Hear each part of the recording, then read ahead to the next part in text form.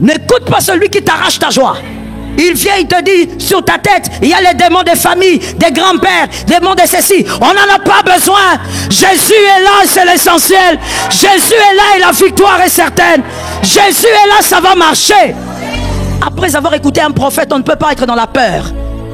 Ça devient diabolique. J'assume ce que j'ai dit. Ce prophète-là est vérifiable. Il faut le rechecker. Un homme de Dieu, quand il te donne un message, ça ne doit pas t'introduire dans la peur, car la peur est l'arme la plus redoutable du diable. Celui qui a peur est une proie facile pour le diable. Tout ce qui te fait peur, éloigne-toi de ça. Je répète la phrase pour celui qui dort. Tout ce qui t'effraie, éloigne-toi de ça. Attache-toi à la parole qui te donne la force. Ainsi il est écrit, je connais les projets que j'ai formés sur vous. Ah, même s'il y a les démons des familles, il connaît le projet.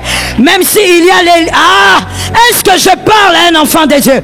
Même s'il y a les liens des familles, il connaît le projet. Même s'il y a les pactes ancestraux, il connaît le projet. Projet de paix, afin de vous donner... Cette année, tu as de l'avenir. Cette saison est ta saison. Tu as de l'avenir au nom de Jésus. Garde ton cœur plus que ta famille. Garde ton cœur plus que ton argent. Garde ton cœur plus que ton corps. Garde ton cœur plus que tout ce que tu aimes. Nous sommes en train de briser les forteresses. Ça va se briser au nom de Jésus. Ta valeur n'est pas un avion. Ta valeur n'est pas un hélicoptère. Ta valeur, c'est pas le yacht. Ta valeur, c'est celui qui t'a sauvé à la croix et qui est à l'intérieur de toi. Ta valeur, c'est celui qui est à l'intérieur. Christ en toi, l'espérance. Je le disais quelque part, je te le dis aussi. La joie se cherche. Le bonheur ne se cherche pas, mais la joie se cherche. Quand tu sens que ça va mal, cherche la joie. Va puiser la joie en Jésus. Quand tu sens que tu as envie de pleurer, tu dis larmes, tu ne sortiras pas. Jésus est ma force, Jésus est ma joie, Jésus est ma satisfaction, Jésus est ma paix. Cherche la joie. Mon frère, le monde est dur, le monde est compliqué, le monde a des difficultés, mais il faut être capable de chercher. Ce verset est possible pour ceux qui savent chercher. Il ne faut pas croire que ce verset veut dire sois là, Jésus est là, il te donnera toujours la joie. Non, Jésus est celui qui amène aussi dans la vallée. Mais même dans la vallée, cherche. Comment chercher la joie dans la vallée? Tu traverses ces moments difficiles, mais tu te rappelles. Après ça, c'est la couronne. Après ça, c'est la gloire. Après ça, c'est la bénédiction. Après ça, c'est l'ascension. Après ça, c'est le positionnement. Je suis joyeuse. Je cherche la joie même dans la vallée. Tu n'as pas d'enfant, mais tu cherches la joie. Comment tu cherches la joie? Je n'ai pas d'enfant, mais mon bébé, c'est Samuel. Moi, je n'engendrerai pas n'importe quel bébé. Tu cherches. My God, you have to look for your joy. La joie se cherche. Les gens de chrétiens qui pensent que la joie est automatique parce que Jésus est en toi. Jésus va me... Vous entendez même un chrétien dire que Jésus me transmette la joie. Il ne te transmettra pas, c'est à toi de... C'est comme la femme. Il ne cherchera pas la femme pour toi. C'est à toi. Celui qui trouve, c'est-à-dire qu'on cherche. Si tu ne cherches pas, mon frère, tu vas vieillir. Tu attends que Dieu t'envoie une femme. Tu vas vieillir ici dans l'église ici. Et si tu vieillis trop, je te consacre prêtre à l'AENA. C'est tout. Nous ouvrons la branche des prêtres. Où tu ne te maries pas, et puis ne fais pas d'enfant, hein, frère. Que je ne voie pas le visage d'un bébé là-bas qui te ressemble. Tu vas rester comme ça. Tu dois chercher. Dieu ne te donnera pas de femme. La Bible dit celui qui trouve. Donc tu cherches aujourd'hui, tu cherches demain. J'ouvre une parenthèse, je vais peut-être te choquer, mais tu es habitué à ça. Je te choque donc quand tu es 10 ans. Mon frère, quand tu dragues une fois, ça marche pas, laisse, drague encore. La drague n'est pas un problème. Le problème, c'est l'engagement. Le problème, c'est l'engagement. Si j'entends que tu t'engages beaucoup, je te chasse. Oui. Le problème est là, parce que c'est là qu'on devient aventurier. C'est là qu'on devient farceur. Mais la drague n'est pas l'engagement. Tu essayes ici, ma soeur, est-ce qu'on peut? Non, on ne peut pas. Ma soeur, est-ce qu'on peut? Et tu mets Dieu dedans. Cherche ta joie. Ne laisse aucun homme t'arracher la joie. L'être humain est passager. L'homme est né et il mourra un jour. Ne laisse aucun être humain t'arracher ta joie. Sois joyeux en mars. sois joyeux en avril, sois joyeux en mai, sois joyeux en juin, sois joyeux en juillet, sois joyeux en octobre, sois joyeux en novembre, sois joyeux. Sois joyeux. Que personne ne t'arrache ta joie. Tu finis les cultes comme ça, et puis on ne te salue pas par Madame Hélène. Tu dis, oh Madame Hélène ne m'a pas salué. Alors tu sors triste, tu es aventurière. À cause d'une salutation. Une salutation, c'est comme bon appétit. C'est à prendre ou à laisser. Je vais te réchoquer. Même sans ta salutation, il va vivre. Même sans ta salutation, il sera en bonne santé. Et c'est ce qui compte. La bonne santé. Pourquoi toi tu vas perdre ta joie? Parce que j'étais à l'église, une sœur, elle m'a mal salué, elle m'a mal regardé. Ma sœur, si elle te regarde mal, ce sont ses yeux. Toi aussi tu as tes yeux. Regarde-toi avec admiration. Regarde-toi avec admiration. Luc 23, 39 parle d'un homme qui était à côté de la grâce elle-même, la grâce faite chair, mais il n'a bénéficié de rien. L'un des malfaiteurs crucifiés l'injuriait, disant, n'es-tu pas le Christ? Sauve-toi toi-même et sauve-nous. Cet homme est mort à la croix et on ne sait pas, mais nous disons à la lumière des Écritures que cet homme n'a pas bénéficié du salut. Que quelqu'un me dise c'est dangereux. Merci. Cet homme n'a pas bénéficié du salut alors qu'il était à côté de la grâce faite chair, Jésus de Nazareth. Il n'a bénéficié de rien du tout, simplement parce que cet homme avait une façon, une manière de réfléchir. Il y a une chose plus redoutable que la sorcellerie, que l'occultisme, que le lien de famille, que les malédictions ancestrales. Il y a une chose plus dangereuse que toutes ces choses que généralement effrayent les chrétiens. Il y a une arme plus redoutable que toutes ces choses. Cette arme, c'est la seule arme qui en réalité devrait effrayer tout chrétien ici, et vous et moi. C'est la seule arme qui devrait attirer toute notre attention, plus que la malédiction familiale, les liens, les pactes. J'enchaîne, je lis, je brise. Toutes ces choses-là, il y a pire que ça. Que quelqu'un me dise, il y a pire. Parle avec obéissance, dis-moi, il y a pire. Cette chose est la chose que j'appelle une arme ce matin, parce que c'est une véritable arme. Et c'est la seule chose qui a fait de Lucifer Satan. Tu ne devrais pas craindre ce que tu peux chasser au nom de Jésus. Je suis d'accord avec toi, tu as compris. Les démons de famille, tu peux le chasser au nom de Jésus et il va partir. Les liens de famille, tu peux le briser au nom de Jésus et ça va se briser. Les malédictions ancestrales, oh, ça nous suit depuis 20 générations. Mon frère, tu peux le briser au nom de Jésus et ça va se briser. Mais il y a une chose qui ne va pas se briser si tu dis au nom de Jésus. C'est la chose qui a fait de Lucifer Satan. Et c'est la chose que toi tu devrais craindre. C'est la chose qui devrait t'effrayer. Parce que si cette chose a pris un ange parfait et a fait de lui l'ange déchu, ça devrait te faire réfléchir. Comprenons d'abord ceci. Allons-y mollo. Lucifer, en latin, ce mot en réalité vient du mot latin. Lucifere. Lucie veut dire lumière. Ferré veut dire porteur ou porté. Et donc, Lucifer, le porteur de lumière. Le porteur de lumière est devenu Satanas. Satanas, Satan. Comment? Ésaïe 14, 12 à 15. Jusque-là, je n'ai pas donné le sous-thème d'aujourd'hui, vous l'aurez tout à l'heure. Ésaïe 14, 12 à 15. Voici comment Luciféré est devenu Satanas. Te voilà tombé du ciel, astre brillant, fils de l'aurore. D'où vient le nom Lucifer? tu es abattu à terre. Toi, le vainqueur des nations. Voyez comment il était puissant. Voyez comment il avait de l'autorité.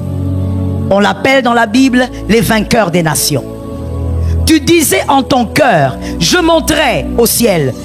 J'élèverai mon trône au-dessus des étoiles de Dieu.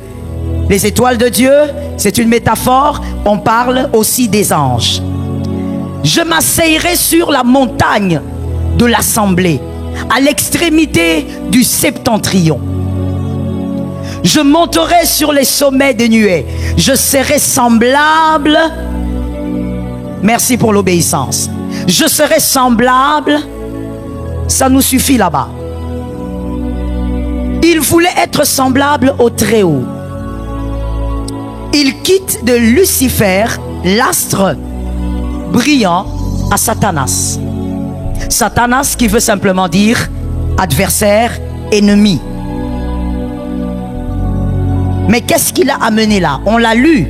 Je suis sûr que vous l'avez lu avec moi. Mais on va épingler la chose. Le verset. L'arme la plus redoutable. Qu'est-ce qui a transformé cet être? Ésaïe 14, 13. Donnez-nous le 13. On va tous lire ce verset. Ésaïe 14, 13. Je disais, il est écrit, je disais, tu disais, on reprend, 1, 2, 3, tu disais. Ok, les désobéissants, s'il vous plaît, lisez ensemble, hein, parce qu'il y a toujours des personnes qui ont un problème d'obéissance. Et d'ailleurs, tu vas constater ce matin que c'est très important d'obéir. On y va, 1, 2, 3. Merci. Ça commençait où? Le cœur. Le cœur. Le cœur. Proverbe 4, 23. Verset de l'école du dimanche. Proverbe 4, 23. Proverbe 4, 23. Garde ton cœur.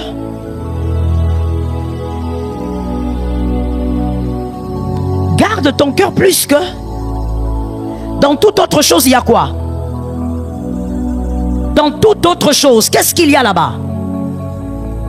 Il y a tout. Garde ton cœur plus que ta famille. Garde ton cœur plus que ton argent. Garde ton cœur plus que ton corps. Garde ton cœur plus que tout ce que tu aimes. Je n'ai pas entendu. On va reprendre. Garde ton cœur plus que ce que tu aimes. Garde ton cœur plus que ton argent.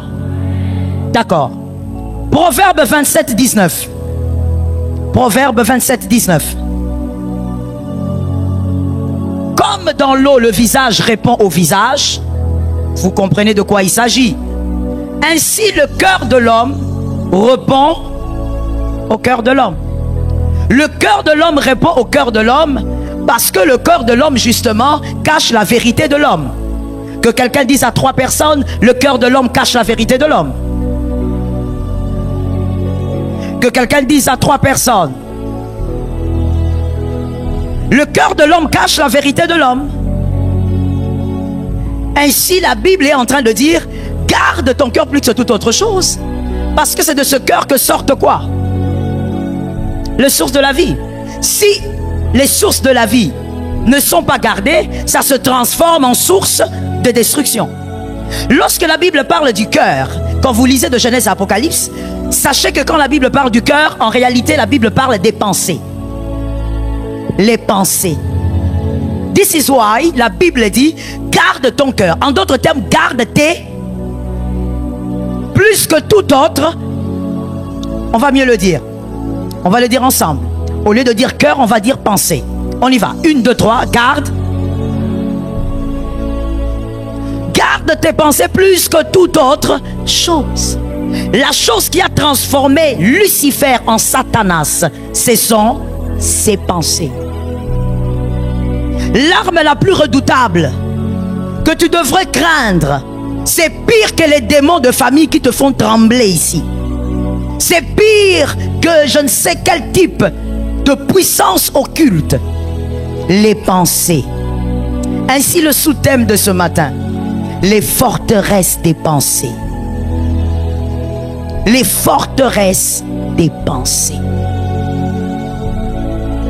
Il est temps que certaines forteresses au niveau de tes pensées se brisent. J'ai entendu 2 amens. Si tu veilles sur tes pensées, Dieu t'épargne du mal et tu t'épargnes toi-même aussi de beaucoup de mal. Beaucoup de chrétiens dans l'église, tels que nous sommes là, parce que je m'adresse à nous, je ne m'adresse pas aux voisins, je m'adresse à nous.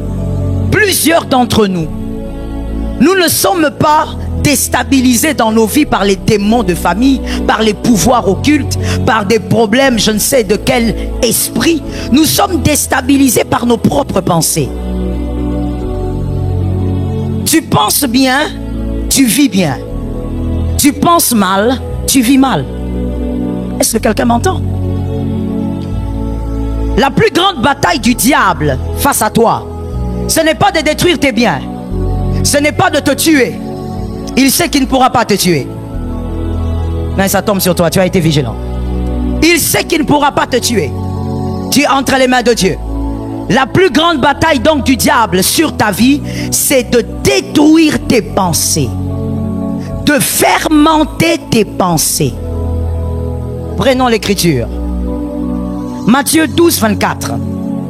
Dans Matthieu 12, 24, on présente Lucifer autrement encore une fois. Après avoir été Satanas à cause de ses pensées, là encore on le présente autrement. On l'appelle Belzébul. Belzébul signifie le seigneur des mouches. Le seigneur des mouches. Mouche comme moustique, mouche. Le seigneur des mouches. Pourquoi il est Belzéboul? Les mouches font beaucoup de choses. Mais parmi les choses que les mouches font, lorsqu'ils se posent sur les aliments, ils accélèrent la décomposition. Les mouches, quand ils se posent sur votre nourriture, il y a beaucoup de probabilités pour que la décomposition soit accélérée. Et là, on appelle le diable Belzébul, le seigneur des mouches. C'est-à-dire, lui, il ne décompose pas ta famille. Il ne décompose pas tes relations. Il décompose tes pensées. S'il décompose tes pensées, s'il fermente tes pensées, il sait que toi-même, tu vas détruire ta famille. Il sait que toi-même, tu vas détruire ta vie spirituelle. Tu n'auras pas besoin d'un démon pour ça. Il sait que toi-même, tu vas détruire tout ce que Dieu t'a donné. Parce que celui qui pense mal vit. Que Jésus te donne la victoire. Et donc, il travaille pour déstabiliser les pensées. La plupart des chrétiens que nous sommes, nous venons dans les églises, nous prions, nous jeûnons, mais seulement nous ne faisons pas attention à l'arme la plus puissante que même le diable utilise tous les jours. Ce sont nos pensées. Or la Bible a dit, garde ses pensées plus que toute autre chose. Ne sois pas donc captif du diable au niveau de tes pensées. Il y a des forteresses, des pensées qui doivent être brisées ce matin. Je suis d'accord avec toi. Il y a des forteresses qui doivent être brisées. Écoutez même le mot, forteresse. Le diable s'organise pour qu'au niveau de tes pensées, la vérité de Dieu n'entre pas. Que le mal reste là. Et que le mal aussi soit tous les jours détruit par plusieurs mensonges. Que Dieu te délivre. Et donc il y a une balance ici devant nous. Cette balance représente vos pensées. Et normalement, voici la volonté de Dieu. C'est que ça, c'est la parole de Dieu. La parole de Dieu, même si elle ne pèse pas beaucoup. Voilà. La parole de Dieu doit peser au niveau de votre être. Dans la balance de la pensée, la parole de Dieu doit être plus pesante que autre chose. Je veux mieux le dire pour celui qui dort. La parole de Dieu doit être plus pesante que la philosophie du monde, que l'intelligence du monde, que la science. La parole de Dieu doit peser plus que toute autre pensée. afin de vaincre les forteresses placées par le diable. La parole de Dieu doit peser plus que les fausses religions. Pendant que tu le dis, Dieu te donne la victoire dans ce domaine. Nous sommes dans une église où il faut comprendre les mystères spirituels. La parole de Dieu doit peser plus que les faux ministères. Que tu sois capable par ta pensée de détecter quand un ministère est faux. Et de ne pas partir comme ça, comme un mouton. Non. De savoir que là, même si on parle de toute ma vie avec précision, Dieu n'est pas là-bas. Ça tombe sur celui qui a entendu. La parole de Dieu doit peser plus que les fausses religions, les faux ministères, la fausse morale. C'est ce que nous vivons dans le siècle présent. Beaucoup de fausses morales. Non, vous savez, d'ailleurs, je préfère encore un ange que je ne connais pas, plutôt un démon que je ne connais pas, qu'un ange. La fausse morale, c'est là où le diable vous amène. Doutez de tout. Est-ce que vous êtes sûr vraiment que quelqu'un peut vivre avec une seule femme? Non, non, non, non, non, c'est pas sûr. Un homme ne peut pas vivre avec une seule femme. Forcément, un homme a été créé pour vivre avec plusieurs femmes. Oui, c'est ça. Vous commencez à douter. Est-ce qu'une femme fidèle existe? Mais non, une femme fidèle n'existe pas. Vous commencez à douter. Est-ce qu'il peut arriver qu'un adolescent finisse son adolescence sans rébellion? Non, non, non, c'est impossible. C'est, voyez, psychologiquement parlant, vous commencez à douter. Il est possible qu'un adolescent finisse l'adolescence sans rébellion. Ça tombe sur quelqu'un qui a compris. Il est possible, si tu n'as jamais vécu, je te le dis, je sais ce que j'ai dit. Il est possible qu'une adolescente commence l'adolescence, termine son adolescence sans être une rebelle. Donne-moi un amen de guérison. Le diable veut vous amener à douter de tout ce que Dieu dit. Être raisonnable n'est pas le fait de douter de tout. Être raisonnable, c'est plutôt le fait d'analyser. Voilà pourquoi il est écrit: ne refoulez pas, ne méprisez pas les prophéties, mais discernez, analysez. 2 Corinthiens 10:5, voilà notre bataille. Elle est plus grande que toutes les batailles que toi tu connais. Non, j'ai un mari de nuit. Cette bataille que je te présente est plus grande que ce mari de nuit. Donc j'ai une femme de nuit. Cette bataille-là, 2 Corinthiens 10:5. On va tous lire avec humilité et obéissance. 1, 2, 3. Non, nous reprenons. On ne renverse pas comme tu as dit là. Nous reprenons. 1, 2, 3.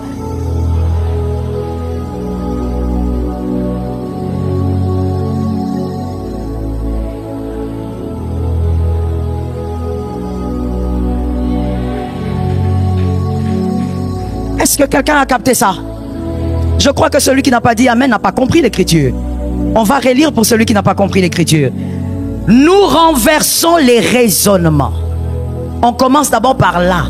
Le véritable combat spirituel, c'est ça. Ce n'est pas d'abord feu, feu, feu. J'envoie. Là où tu as envoyé, tu avais envoyé hier. Si ça n'a pas marché hier, il faut régler le problème ici. C'est ça le vrai combat. Non, le sorcier là de ma famille, je le ligote, mon frère. Tu l'avais ligoté hier. Jusqu'aujourd'hui, tu continues à le ligoter. Donc le vrai problème, c'est ici. Nous renversons les... Et toutes qui s'élèvent contre là, il y a des pouvoirs qui s'élèvent contre la connaissance de Jésus. Nous les renversons par l'autorité du Saint-Esprit. Il y a des pouvoirs qui s'élèvent contre la vérité que tu dois connaître pour que tu vives ta chrétienté. Il y a des esprits qui combattent tes pensées pour que tu ne connaisses jamais la vérité dans sa totalité. Listen well. Celui qui connaît la moitié de la vérité ne connaît pas la vérité. La vérité ne doit pas être connue à moitié, car sa puissance ne sera pas totale. La vérité, son pouvoir, c'est dans sa totalité. Dis ça à quelqu'un. La connaissance de Dieu. Et nous amenons toute et la pensée de ton voisin captive.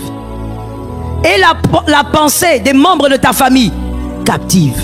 Et la pensée de tes collègues de service Captive à quoi? L'obéissance du Christ. L'obéissance du Christ. Oh, que Dieu nous donne la victoire. Sois capable d'obéir à Christ. Mais tout se passe au niveau des pensées. Celui qui n'a pas des pensées captives à l'obéissance du Christ ne pourra pas obéir. Et tu n'obéiras pas même dans les détails. Est-ce que quelqu'un m'entend? Toute pensée doit être libérée de forteresses. Des forteresses diaboliques. Et toute pensée, je veux mieux le dire, toute pensée doit être esclave à l'obéissance du Christ. Que tes pensées soient obligées d'obéir à la vérité. Que tes pensées soient enchaînées face à la vérité. Je réponds ça pour celui qui dormait. Que tes pensées soient enchaînées face à la vérité. Que face à la vérité, tu te sentes obligé de t'incliner. Mais pas n'importe quelle vérité, la vérité du Christ. C'est ça la vraie bataille. Quand le diable arrive à te vaincre, c'est parce qu'il t'a d'abord vaincu au niveau de tes pensées. Est-ce que quelqu'un m'entend bien? La première forteresse que nous allons briser ce matin par la grâce de Dieu, la première forteresse que nous devons briser par la grâce de Dieu ce matin, au niveau des pensées, les inquiétudes. Les inquiétudes. Nous sommes dans un siècle où tout le monde veut courir au rythme de l'horloge du progrès. Tout le monde. Et qui a défini le progrès? Le monde et la science. Le monde et la science ont défini le progrès. Ce qui fait que si tu n'es pas dans ce couloir-là, on dit tu es en retard. On dit ta vie a un problème. On dit tu ne progresses pas, tu n'évolues pas. Ça, c'est ce que le monde a défini. Quand tu as une hutte, on dit tu es pauvre. Quand tu as une villa, on dit... Qui a défini ça? Merci. Le monde. Le monde a conditionné tous les habitants de la terre. Le monde a conditionné tous les habitants de la terre à vivre selon ce rythme de progrès. Les chrétiens sont dans la prison du vouloir à cause de la définition que le monde a imposée au progrès. Les chrétiens aujourd'hui sont à la course du vouloir. Vouloir faire, vouloir avoir, plutôt que d'être dans la course du vouloir plaire à Dieu. La forteresse est tellement puissante au niveau de vos pensées que vous trouvez cette vie normale au point où vous ne vivez que pour ça maintenant. Que Jésus nous donne la victoire ce matin. Lorsque ces choses ne t'accompagnent pas, c'est-à-dire les éléments du progrès selon le monde, tu tombes dans l'inquiétude. Regarde ton voisin, dis-lui que Dieu te délivre. Regarde un autre, dis-lui que Dieu t'épargne. Tu tombes dans l'inquiétude. Ainsi, dans l'église aujourd'hui, nous avons des chrétiens déprimés. Vous les amenez ici, vous commencez à déclarer au nom de Jésus, démon sort. Il n'a pas un démon, il est déprimé. Il est dans une dépression primaire ou majeure. Il n'a pas un démon. Oh non, ces frères-là, il a des combats. Il n'a pas de combat. Il subit une dépression. La dépression est une réalité. Il n'a pas de démon. Qui t'a dit qu'il a un démon? Tu vas prendre trop de temps ici à envoyer le feu. Il n'y a pas de feu envoyé quelque part. Oh non, tu as des démons tellement majeurs que on a prié 2 semaines, ils partent pas, il faut augmenter. Il est déprimé à cause de ce qu'il vit. Qu'est-ce qu'il vit? Il a l'impression qu'il ne réussit pas selon la définition du monde. Donc, il est dans la dépression. On a des chrétiens qui sont dans l'anxiété. Il vit dans l'anxiété. Pourquoi? Parce que selon lui, il ne réussit pas. Il est inquiet parce qu'il n'a pas ce que les autres ont. Il y a des chrétiens ici, je parle d'ici. Vous êtes venus ce matin, mais vous avez très mal dormi cette nuit. Presque pas d'ailleurs. Pas parce que tu priais, mais parce que tu étais en train de t'inquiéter sur ta vie. Quand je tiens compte de mon âge, quand je tiens compte de ceci, quand je regarde à gauche, à droite, il y a des choses qui ne marchent pas. Qu'est-ce qui ne marche pas? Qui t'a dit que ça ne marche pas? Parce que tu as une définition dans ta tête. C'est la définition que le monde a donnée du progrès. Tu vis dans les inquiétudes. Tu es inquiet parce que tu n'es pas les autres. Tu ne peux pas être les autres. Aide-moi à dire ça un nombre de fois. Non, pourquoi je ne suis pas comme Jean-Louis? Tu n'es pas Jean-Louis. Et il ne faudrait pas que tu sois Jean-Louis. Ça tombe sur celui qui est intelligent derrière. Non, mais pourquoi je n'ai pas la vie de Marie? Tu n'es pas Marie, ne cherche pas à être Marie. Si tu deviens Marie, c'est un mal. Tu ne peux pas être Marie. Est-ce qu'on prend l'écriture? On prend l'écriture. Soyez des bons étudiants, on écrit, on lit et on avance. On prend l'écriture. Romains 12, 4. Romains 12, 4. Car comme nous avons plusieurs membres, on parle du corps, dans un seul corps, et que tous les membres n'ont pas la même, la main ne doit pas être le pied. Qui aimerait que son pied, pendant ce culte, devienne une main? Non, j'ai demandé tellement de lever la main. Hein? Qui aimerait ce matin, tout de suite là, que sa tête devienne le dos? Chaque chose à sa place. Ne vois-tu pas que les membres du corps ne se plaignent pas? Ne vois-tu pas que ta bouche ne cherche pas à être l'oreille? La bouche est bien là où elle se trouve. Elle se contente de faire ce qu'elle doit faire. Tu n'es pas Jean-Luc, reste ce que tu es. Si tu deviens l'autre, tu ne feras pas ce que tu es appelé à faire. Alors que toi, tu es une étoile appelée à faire certaines choses. Reste celui que tu es et sois fier de celui que tu es. Ne te compare à personne, reste dans ton couloir. Ça tombe sur toi là derrière. Reste dans ton couloir, sois fier de ce que Jésus fait de toi. Pourquoi est-ce que tu veux être l'autre? Tu veux être qui? Si toi tu deviens l'autre, qui deviendra toi? Qui fera ce que tu dois faire? Le problème c'est quoi? La définition que le monde a donnée au progrès. Pour que je devienne grand, je dois être directeur comme lui. Qui t'a dit ça? Tout le monde ne deviendra pas grand sur le trône. Les lecteurs de la Bible ont entendu? Tout le monde ne deviendra pas grand.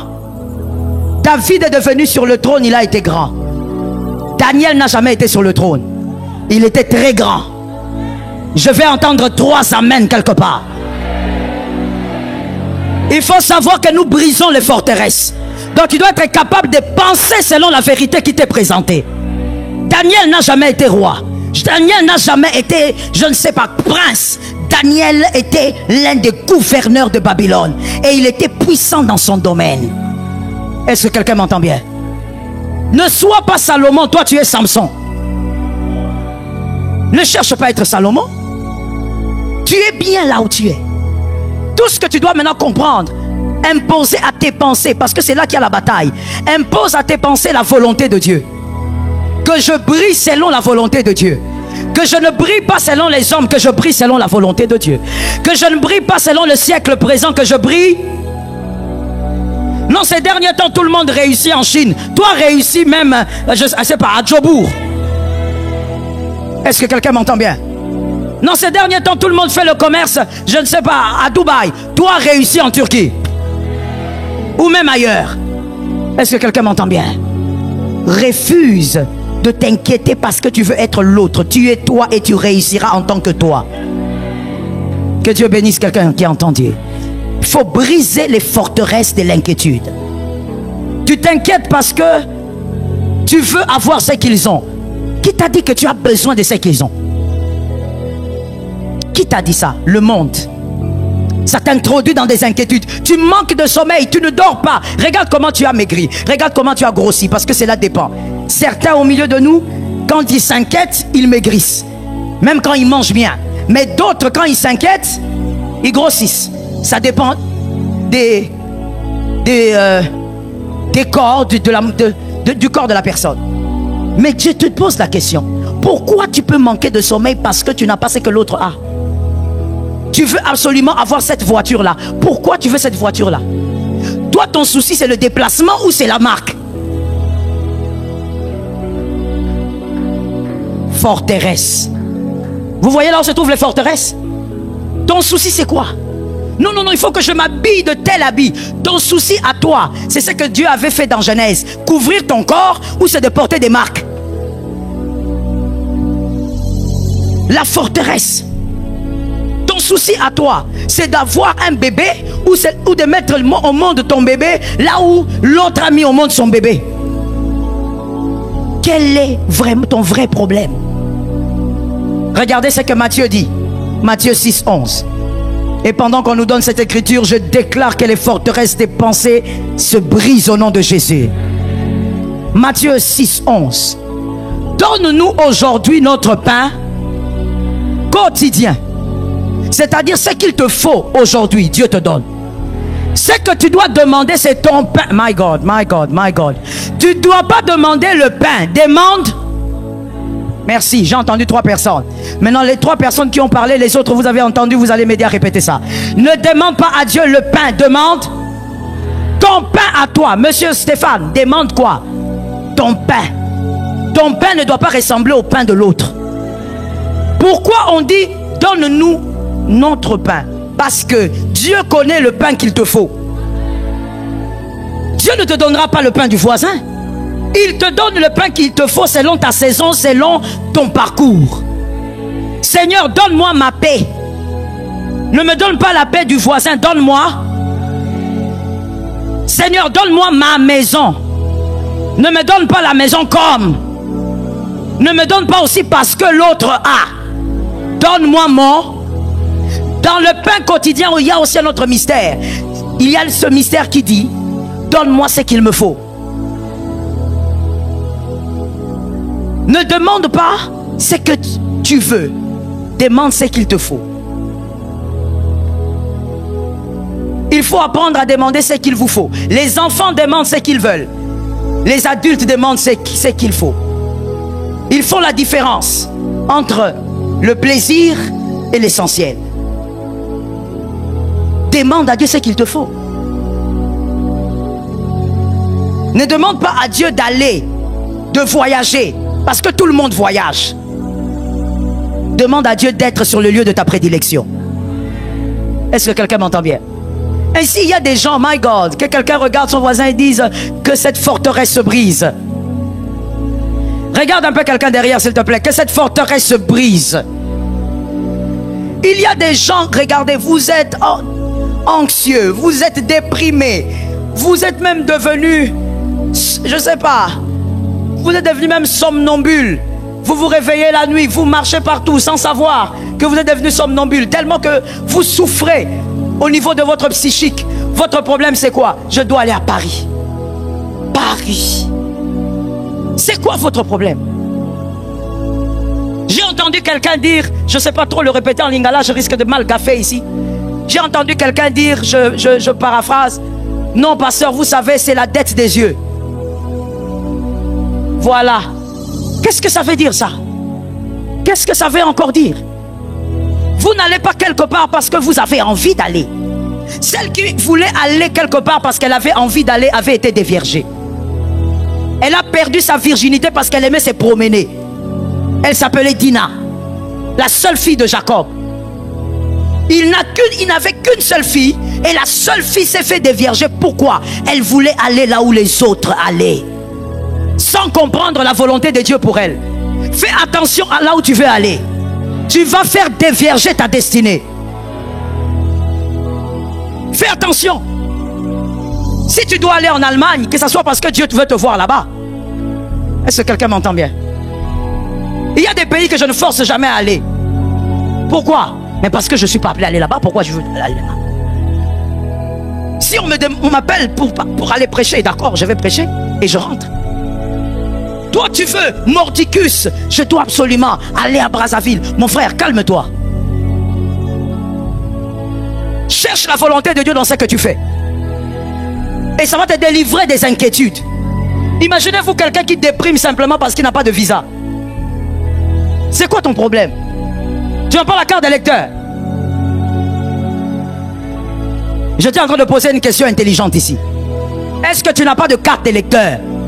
Mais c'est bon, dis à ton voisin, ça suffit. Tu as la carte d'électeur, on sait que tu vois, tu es congolais, c'est bon. Tu veux quoi? Vous savez pourquoi vous avez même du mal? Vous voyez même là, on a ri, hein? Mais il y a des gens qui ont du mal. Il y a des gens qui ont dit non, non, non, non. Tu sais pourquoi? Parce que tu penses que ta valeur, c'est Paris, c'est France, c'est... Non, ça n'a rien à voir. Le diable a placé des forteresses en toi, te faisant croire que si tu fais ça, ta valeur augmente. Non, la valeur d'un homme n'est pas un avion. Donne-moi un amen que je parle. Donne-moi un amen que je parle. Nous sommes en train de briser les forteresses, ça va se briser au nom de Jésus. Ta valeur n'est pas un avion. Ta valeur n'est pas un hélicoptère.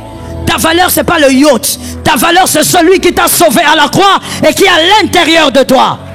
Donne-moi un amen normal. Ta valeur, c'est celui qui est à l'intérieur. Christ en toi, l'espérance. Dis ça encore une deuxième fois. Une troisième fois. C'est ça ton espérance.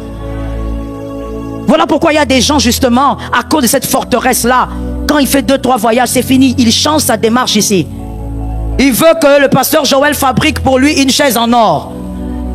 Que sa chaise soit différente ici. Parce qu'il a fait 2-3 voyages. Forteresse. Ta valeur, c'est Jésus.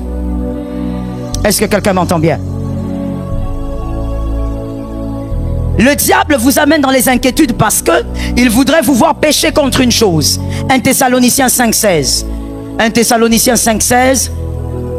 Il veut que vous puissiez pécher contre cette vérité. Soyez toujours. Dis-le à quelqu'un. Répète ça encore à ton âme. Je le disais quelque part, je te le dis aussi. La joie se cherche. Est-ce que quelqu'un m'entend bien? La joie se cherche. Le bonheur ne se cherche pas. Parce que le bonheur doit nous accompagner. Quand le grand berger est avec nous, le bonheur et la grâce. Le bonheur ne se cherche pas. Mais la joie se cherche. Quand tu sens que ça va mal, cherche la joie. Va puiser la joie en Jésus. Quand tu sens que tu as envie de pleurer, tu dis larmes, tu ne sortiras pas. Jésus est ma force, Jésus est ma joie, Jésus est ma satisfaction, Jésus est ma paix. Cherche la joie. Mon frère, le monde est dur, le monde est compliqué, le monde a des difficultés, mais il faut être capable de chercher. Ce verset est possible pour ceux qui savent chercher. Il ne faut pas croire que ce verset veut dire sois là, Jésus est là, il te donnera toujours la joie. Non, Jésus est celui qui amène aussi dans la vallée. Mais même dans la vallée, cherche. Comment chercher la joie dans la vallée? Tu traverses ces moments difficiles, mais tu te rappelles. Après ça, c'est la couronne. Après ça, c'est la gloire. Après ça, c'est la bénédiction. Après ça, c'est l'ascension. Après ça, c'est le positionnement. Je suis joyeuse. Je cherche la joie même dans la vallée. Tu n'as pas d'enfant, mais tu cherches la joie. Comment tu cherches la joie? Je n'ai pas d'enfant, mais mon bébé, c'est Samuel. Moi, je n'engendrerai pas n'importe quel bébé. Tu cherches. My God, you have to look for your joy. La joie se cherche. Les gens de chrétiens qui pensent que la joie est automatique parce que Jésus est en toi. Jésus va me... Vous entendez même un chrétien dire que Jésus me transmette la joie. Il ne te transmettra pas, c'est à toi de... C'est comme la femme. Il ne cherchera pas la femme pour toi. C'est à toi. Celui qui trouve, c'est-à-dire qu'on cherche. Si tu ne cherches pas, mon frère, tu vas vieillir. Tu attends que Dieu t'envoie une femme. Tu vas vieillir ici dans l'église. Et si tu vieillis trop, je te consacre prêtre à l'AENA. C'est tout. Nous ouvrons la branche des prêtres. Où tu ne te maries pas, et puis ne fais pas d'enfant, hein, frère. Que je ne voie pas le visage d'un bébé là-bas qui te ressemble. Tu vas rester comme ça. Tu dois chercher. Dieu ne te donnera pas de femme. La Bible dit celui qui trouve. Donc tu cherches aujourd'hui, tu cherches demain. J'ouvre une parenthèse, je vais peut-être te choquer, mais tu es habitué à ça. Je te choque donc en te disant, mon frère, quand tu dragues une fois, ça marche pas, laisse, drague encore. La drague n'est pas un problème. Est-ce que quelqu'un m'entend bien? Le problème, c'est l'engagement.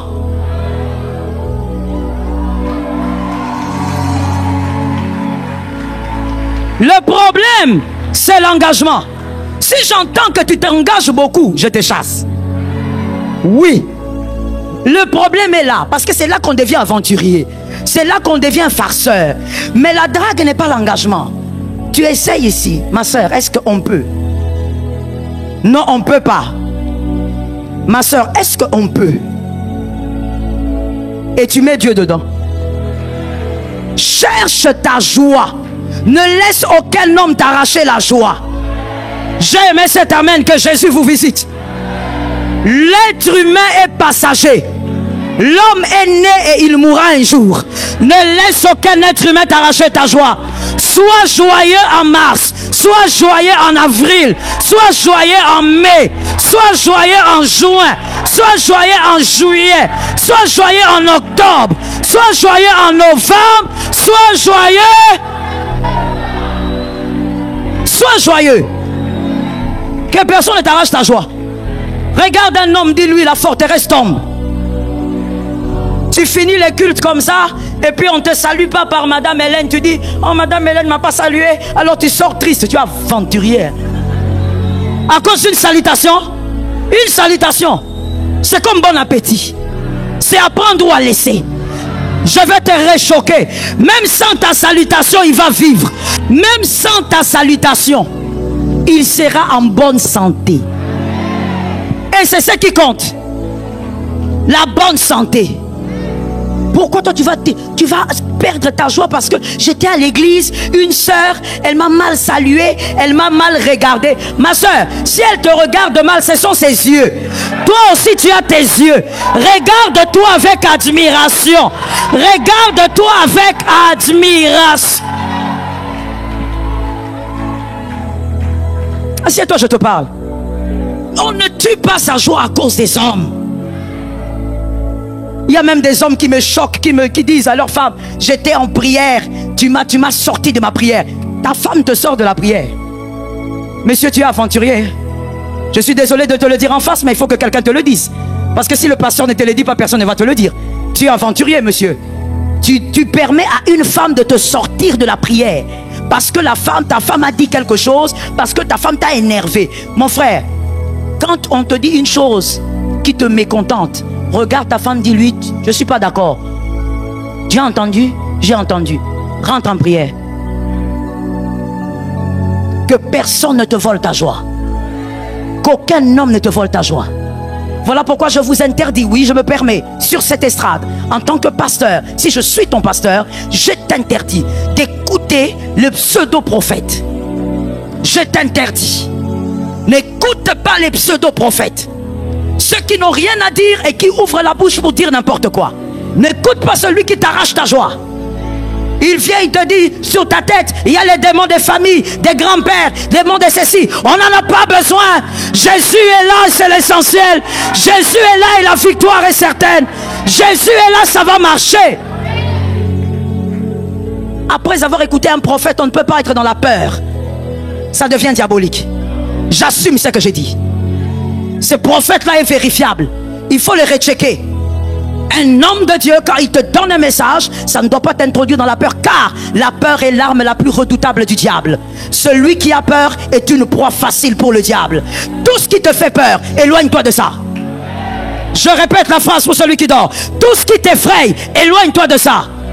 Attache-toi à la parole qui te donne la force. Ainsi il est écrit, je connais les projets que j'ai formés sur vous. Ah, même s'il y a les démons des familles, il connaît le projet. Même s'il y a les... Ah, est-ce que je parle à un enfant de Dieu? Même s'il y a les liens des familles, il connaît le projet. Même s'il y a les pactes ancestraux, il connaît le projet. Projet de paix, afin de vous donner... Cette année, tu as de l'avenir. Cette saison est ta saison. Tu as de l'avenir au nom de Jésus. Assieds-toi avec. La forteresse tombe. Tu n'as pas à t'inquiéter, tu as un Dieu. Où est-ce que le diable veut t'amener dans l'inquiétude? Au-delà de tout, il veut te faire douter de ton père, alors que tu as un père. Celui qui s'inquiète, c'est celui qui ne fait pas confiance en son père. Celui qui a un père ne s'inquiète pas. Il compte sur son père pour régler le problème. Est-ce que quelqu'un m'entend? Lorsque tu as un père, tu ne t'inquiètes pas sur les frais scolaires. Tu sais qu'il va régler ça. Il y a des gens qui ont des enfants ici. Est-ce que vos enfants s'inquiètent de ce qu'ils vont manger après le culte? Ils sont là à l'école du dimanche, hein, ils font la belle vie là-bas. Si on va là-bas les filmer, ça sera catastrophique. Au lieu même de réciter les versets, ils sont en train de danser, de tournoyer. Sans inquiétude. Ils savent même pas ce qu'ils vont manger après le culte, mais ils savent qu'ils vont. C'est ça que j'aime. Ils ne savent pas comment ils iront à l'école demain, mais ils savent que ils iront à l'école demain parce qu'ils comptent sur toi. Ils savent que tu es là. Tu es un père, tu es une mère. Le diable veut te faire douter de ton père céleste et vivant. Oh, ça tombe sur une famille. Est-ce que tu vois le danger des inquiétudes? Tu vois combien les inquiétudes sont néfastes, qu'il faut briser cela, parce que ça te fait douter de Dieu. C'est ton papa. Ton papa s'occupe de toi. Je te pose une question. Est-ce que celui qui t'a donné la vie a oublié de t'habiller? Est-ce qu'il est possible que celui qui te donne la vie oublie de te nourrir? Il est possible que celui qui te donne la vie oublie que tu dois vivre décemment? Impossible. Ton Père est vivant. Matthieu 6, 9 dit: notre Père qui est aux cieux. Ce n'est pas notre voisin. Ce n'est pas le papa du voisin qui est au ciel. C'est notre propre Père. Matthieu 7, 11 révèle combien nous sommes méchants, mais nous avons des bonnes choses pour nos enfants. Dieu, il est parfait. Dieu est bon. Il ne peut pas oublier de te prendre en charge. Je veux mieux le dire, il te prend déjà en charge. Ah, j'aime cet amen. Voici donc ce qui se passe avec Dieu en termes du demander et du recevoir. Le Fils demande. C'est au Père de se charger de donner. Est-ce que quelqu'un m'entend? Lorsque tu demandes à Dieu, laisse-lui la responsabilité en tant que Père de te donner. Ne dicte pas quand est-ce qu'il va te donner. Ta foi peut t'amener à déclarer, c'est vrai, mais que ça ne t'amène pas dans l'inquiétude. Il est un Père, il connaît le temps. Je veux dire autre chose que tu diras à ton voisin. Le Fils demande, le Père connaît le temps du donner. Est-ce que quelqu'un m'entend? Il y a des personnes ici, si Dieu vous donne ce que vous demandez tout de suite, vous redevenez païen.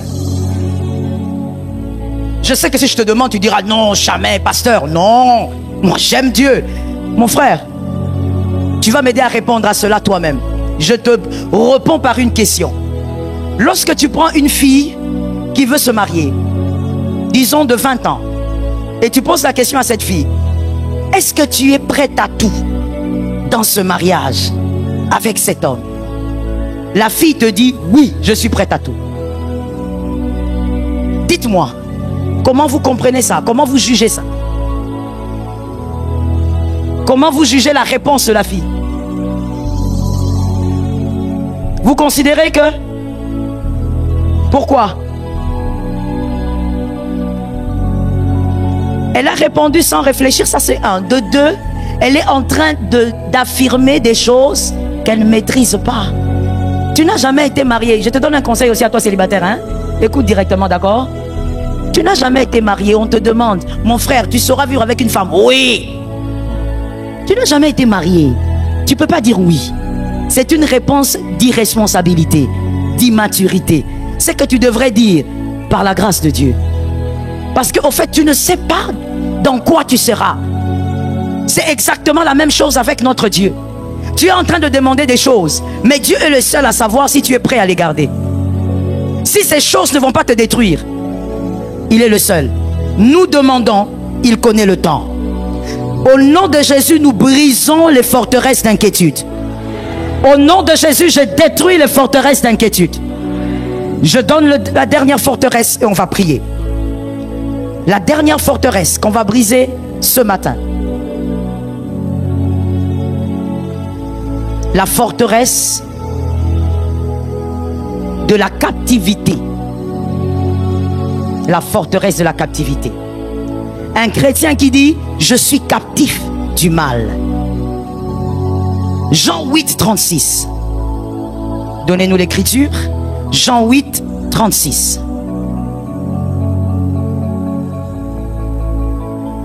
Jean 8, 36. Si donc le Fils vous a franchi, vous serez... Qui a été affranchi? Es-tu libre? Mais vous voyez, j'entends des réponses hésitantes là. Il y a une forteresse quelque part. Est-ce que tu es libre? Si le Fils, il dit bien, si donc le Fils vous a franchi, vous serez... C'est une forteresse très dangereuse. Que que de croire que vous pouvez être captif. Vous ne pouvez pas être captif. Ça tombe sur toi. Et c'est normal ces amens diminuer parce qu'il y a beaucoup de forteresses. Tu ne peux pas être captif du diable. Colossiens 2,14. Aujourd'hui, les chrétiens, nous souffrons de ça.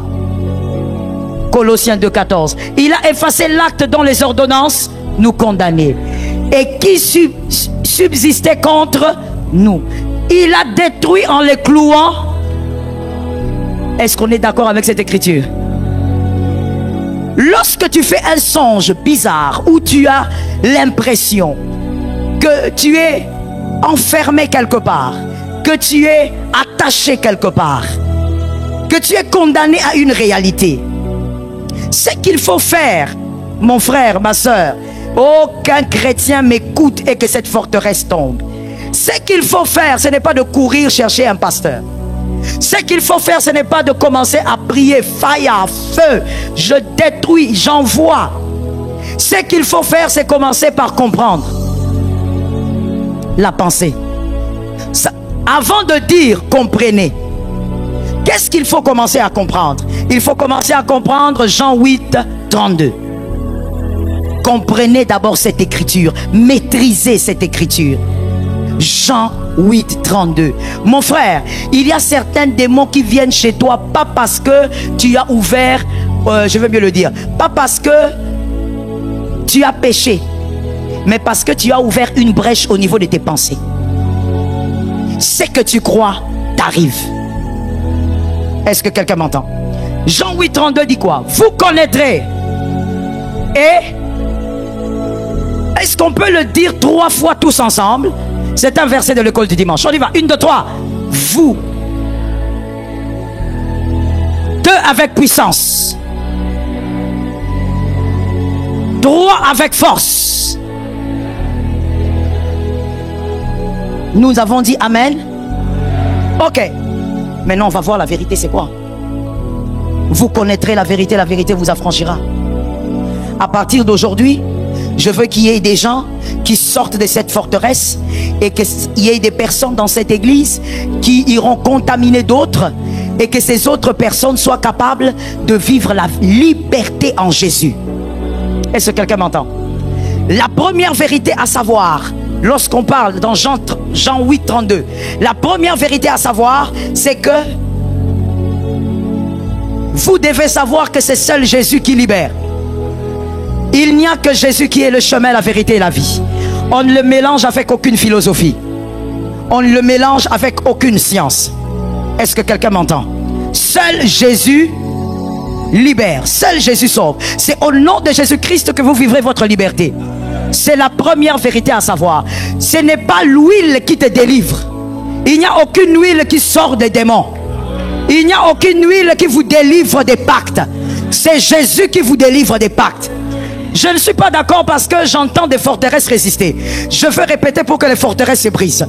Il n'y a aucun pasteur qui délivre du mal. Il n'y a aucun pasteur qui sort des forteresses. C'est Jésus de Nazareth qui vous sort des forteresses. Vous devez d'abord savoir que c'est Jésus qui est la vie. Ne le mélangez avec rien d'autre. La deuxième chose à comprendre par rapport à ce verset, vous connaîtrez la vérité. La deuxième chose, c'est que Jésus sera votre lumière. Comme il est écrit, il est la lampe à nos pieds, la lumière sur notre sentier. Jésus sera votre lumière.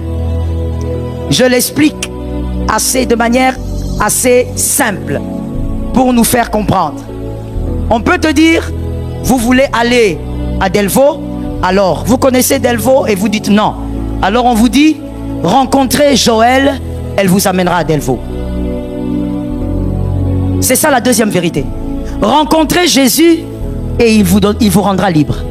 Il vous montrera le chemin pour sortir de certaines choses qui vous retiennent. Est-ce que quelqu'un m'entend? Je vous donne un exemple. Nous sommes dans cette église. Est-ce que je suis prisonnière dans cette église? Non? Non? Non. Je suis libre, n'est-ce pas? Mais si dans ma tête je me dis, je suis dans une prison, je regarde les murs. Je suis dans une prison. Je n'arrive pas à sortir. Et c'est ce que vous voyez des fois dans vos rêves. Et quand vous les voyez, vous dites, je suis esclave. Vous n'êtes pas esclave. Vous avez vu les murs, mais vous n'avez pas vu la porte. Jésus, maintenant, qui est la vérité, la deuxième vérité dont on parle, qu'est-ce qu'il fait? Quand vous le connaissez, il vous prend. Supportez, hein? Vous allez supporter. Vous allez peut-être tourner le cou, ou je ne sais pas. Jésus vous prend et Jésus fait ça avec vous. Il commence à vous amener. La salle est grande, mais il vous amène. Il vous conduit quelque part. Et là où il vous conduit, c'est vers quoi? Il vous amène vers la porte. Il est la lumière à vos pieds, la lampe sur votre. Jésus vous amène vers la porte. Il vous sort. La porte, elle est là. Vous n'êtes pas prisonnier parce qu'il n'y a pas des geôliers qui a la clé. Est-ce que quelqu'un m'entend? Vous ne pouvez pas avoir Jésus dans votre vie et dire que je suis dans une prison satanique. Vous n'êtes pas dans une prison satanique. Voilà pourquoi, écoutons-nous. Voilà pourquoi des fois quand je déclare sur vous, je ne vous dis jamais commencez à chasser le geôlier là. Je vous dis sors. Parce que si tu ne sors pas d'un endroit que tu considères prison, parce que c'est dans ta tête, si tu ne sors pas, tu seras prisonnier. Pour sortir, il faut que tu décides de sortir. Il n'y a pas de clé à ouvrir. Vous n'écouterez pas ici une prière où je vous dirai prends la clé, commence à ouvrir, ouvre la prison diabolique. Jésus a déjà ouvert toutes les prisons. Jésus a déjà ouvert toutes les prisons. Si tu es dedans, c'est parce que tu veux être dedans. Tu vois ce mari de nuit là, il vient parce que tu le laisses venir. Tout se passe au niveau des pensées. Si tu dis c'est fini, c'est... Jésus a déjà terminé avec. Si tu dis plus jamais cette femme de nuit viendra, c'est fini. Voilà pourquoi ça m'étonne beaucoup des chrétiens. Vous déprimez à cause des femmes de nuit. Tu es là en train de déprimer. Toutes les nuits elle vient. Et les démons là, il vient, il me touche. Je suis fatigué. Tu es fatigué. Tu ne devrais pas être fatigué. Lève-toi et dis c'est terminé. Ne viens plus jamais. Dis à ton voisin, la prison n'a pas de geôlier. Oh my goodness. Écoute la forteresse. Jésus, libère-moi. Jésus, libère-moi. Qu'il te libère combien de fois? La croix est déjà venue te libérer. Tu dois être libéré combien? Trouve la porte et commence à partir. Je bénis ta foi. Ainsi, quand je parle des liens, je ne te dis pas, mon frère, coupe les liens, commence à couper. Je te dis, passe. Parce que de toutes les manières, en tant qu'enfant de Dieu, tu passes et tu vas de l'autre côté. Tu n'as plus rien à couper, il a déjà forteresse. Regarde un voisin, dis-lui, cette forteresse tombe au nom de Jésus.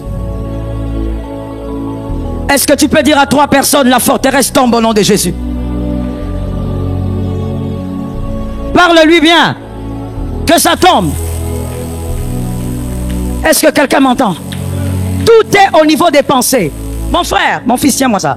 Mon frère, dans la nouvelle alliance, arrêtez ces bêtises-là, s'il vous plaît. Je vous réchoque, arrêtez ces bêtises-là. Non, les démons que tu as là, il faut 14 jours de prière. Non, ces champs d'esprit-là, il faut au moins 21 jours sur la montagne Mangengengue avec de l'huile de 2 litres aventurier. Et tout ça, vous obéissez pourquoi? Parce que vous êtes prisonnier au niveau de vos pensées.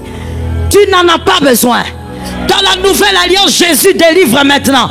Jésus guérit maintenant. Jésus sauve. Je raconte une histoire à quelqu'un qui n'a pas lu. Parce que le siècle présent, tu ne lis plus la Bible. Jésus arrive quelque part, il est près d'un cimetière. Et là, il voit un fou qu'on appelle le fou de Gadara. Cet homme lui dit, Seigneur, ne me fais pas du mal. Parce que le démon avait vu que c'était Jésus. Jésus lui dit, tu vas quitter ce corps aujourd'hui. Il dit, Jésus commence d'abord par lui dire, qui es-tu? Jésus le fait sciemment pour qui? Pour toi et pour moi. C'est pas pour lui. Jésus savait qui il était. Jésus l'a fait pour toi. Regarde ton voisin, dis-lui, quel est ton nom? Jésus l'a fait pour toi. Et le démon répond. Il dit, moi j'ai pas de nom. Parce qu'on est légion. Ma soeur, dans la légion aujourd'hui, vous savez, avec le modernisme et tout, aujourd'hui, une légion, c'est au moins 600 personnes. Mais la légion romaine de l'époque, c'était 4500 personnes au moins. Une légion. Donc quand les démons là, à son époque, il dit nous sommes légion, il parle au moins de 4500 démons dans un seul homme. Toi tu penses que tu as quoi? Oh, je suis accéléré. Les esprits ancestraux. Tu as pris même un nom là, tu as donné dedans. À l'époque, 4500 démons dans un seul homme. La Bible dit on l'enchaînait avec des chaînes, il les brisait. Les chaînes, il les brise. Il va dans les déserts, dans un corps. Jésus regarde. Jésus n'a même pas dit sort. Les démons ont reconnu que c'est celui qui nous chasse. Jésus a dit partez dans cette affaire-là. Entrez dans les ports. Tous les 4500 en une minute. Pourquoi tu penses que toi, ton Jésus à toi, pour te délivrer, il doit t'imposer des moments et des moments de prière, je ne sais où. Jésus peut te délivrer de n'importe quel esprit en un seul jour, même en une minute. Est-ce que quelqu'un m'entend? Donnez-moi une bouteille d'eau. Regardez comment ça se passe. Rapidement, s'il vous plaît. Donnez-moi une bouteille. Jean 10, 10. Que dit l'écriture? Jean 10, 10. Que dit l'écriture? Le voleur. Ensuite. Et puis. Mes brebis aient quoi? Je vous pose la question. La vie que Jésus vous donne, c'est la vie qu'il vous donne dans 2 jours? Pourquoi alors vous croyez que votre problème spirituel doit partir seulement après 1 semaine de prière avec un pasteur? Pourquoi? C'est écrit où? Forteresse. Vous savez pourquoi ces esprits ne partent pas? Ce n'est pas parce que vous avez besoin d'1 semaine. C'est parce que vous pensez que vous avez besoin d'1 semaine. C'est ça le pouvoir des forteresses. Ces démons ne partent pas parce que le pasteur n'a pas d'onction. Non, non. C'est pas parce que Jésus a changé. Non. C'est parce que vous, on vous l'a appris et vous êtes resté comme ça. Que pour que ce genre d'esprit me quitte, il faut qu'on me donne des jeûnes et qu'on me donne au moins un seau d'huile. Quelqu'un m'entend? Madame ou mademoiselle, venez. Ça sera vous, venez. Regardons s'il vous plaît. Jésus des fois est très étonné lorsqu'on se laisse aliéner par le diable alors qu'il a tout fait. Madame, cette bouteille elle est fermée, ne vous inquiétez pas, d'accord? Ouvrez-la s'il vous plaît. Vous avez constaté que c'est fermé? Buvez un peu. C'est bon. Vous vous sentez déshydraté ou vous vous sentirez déshydraté? Vous sentirez déshydraté. Directement? Vous vous sentirez que vous vous sentez déshydraté maintenant ou c'est après que vous vous sentirez déshydraté? Après avoir bu l'eau? C'est immédiat ou pas? Mon problème est celui-là. Est-ce que c'est immédiat? Dès que vous buvez, c'est immédiat ou pas? Elle dit non. Qu'est-ce que vous pensez? Ah, vous avez compris maintenant. Ah, donc on reprend. La soif a été étanchée immédiatement, après avoir bu l'eau, directement. C'est le corps qui a réagi. Et maintenant, pourquoi Jésus, lui, la vie, quand on reçoit la vie, il faut qu'on soit délivré après 5 jours? Expliquez-moi ça dans votre Bible. Expliquez-moi ça dans votre Bible. Pourquoi avec Jésus, tu me donnes un message aujourd'hui que j'ai des problèmes des liens, mais il faut que je revienne après 5 jours pour que tu commences encore la cure d'âme? Pourquoi? Est-ce qu'il y a une loi biblique qui dit ça? Que c'est un principe, sans cure d'âme, tu n'auras pas la délivrance. Sans 5 jours de jeûne, tu n'auras pas la délivrance. Par contre, je connais quelqu'un, merci madame, je connais quelqu'un à la croix. Jésus lui dit, toi tu crois en moi, hein? Le gars il dit, souviens-toi de moi quand tu reviendras. Jésus lui dit, aujourd'hui. Aujourd'hui? Je pose la question aujourd'hui? Non, je pose la question à tout le monde. J'espère que tu n'es pas en train de swapper dans ton téléphone et en train de regarder des choses bizarres. Il y a toujours dans l'église des gens un peu façon. Est-ce que quelqu'un se rappelle de ce texte-là? Le voleur a dit, aujourd'hui, il est allé au paradis avec Jésus, sans baptême.